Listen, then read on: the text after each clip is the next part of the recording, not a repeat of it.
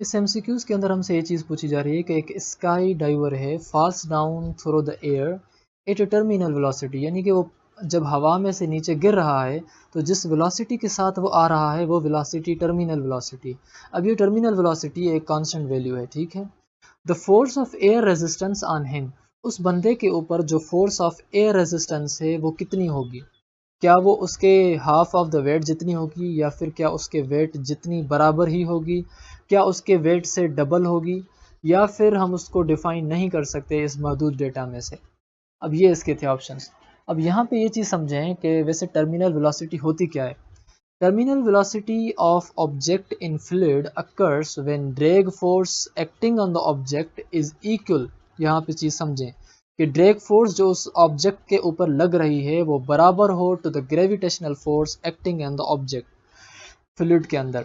अब ये किस तरह है कि ड्यूरिंग द टर्मिनल वेलोसिटी के दौरान जो उस बंदे की जो रिजल्टेंट फोर्स होती है वो होती है zero. Due to this body has a constant velocity, जिसकी वजह से वो पैराशूट वाला बंदा या स्काई डाइवर वाला बंदा एक कांस्टेंट स्पीड के साथ नीचे आता है। टर्मिनल वेलोसिटी की जो कंडीशन है या फिर जो उसका फार्मूला है वो ये है कि जितनी उसके ऊपर ड्रैग फोर्स है यानी एफ डी है, उतनी ही उसके ऊपर ग्रेविटेशनल फोर्स होगी।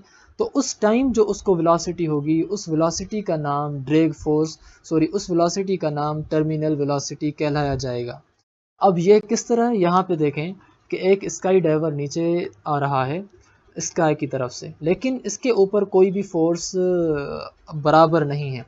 लेकिन अगर आप यहाँ देखें तो इसके ऊपर जो फोर्स ऑफ ग्रेविटी ही की खींच है, जो अट्रैक्शन है वो ज़्यादा है, और उसके ऊपर जो उसको ऊपर की तरफ जोर दे रही है फोर्स जो कि ड्रैग फोर्स है वो कम है। तो हम कहेंगे इस टाइम इस बंदे को जो वेलोसिटी है वो टर्मिनल वेलोसिटी नहीं है।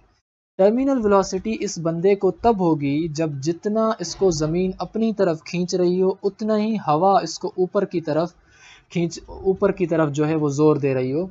यानी कि ड्रैग फोर्स जितनी जो उसको ऊपर की तरफ धक्के, या उतनी ही उसके बराबर जो है वो ग्रेविटेशनल फोर्स हो जो उसको नीचे की तरफ खींचे।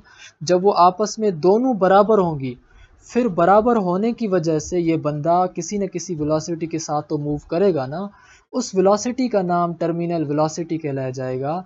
जब ड्रैग फोर्स और बराबर हो वेट फोर्स के, यानी कि फोर्स ऑफ ग्रेविटी के। तो इस हिसाब से आपका जो ऑप्शन सही होता है यहाँ वो ये है कि sky diver falls through the air a terminal velocity. किस पे है? टर्मिनल वेलोसिटी पर।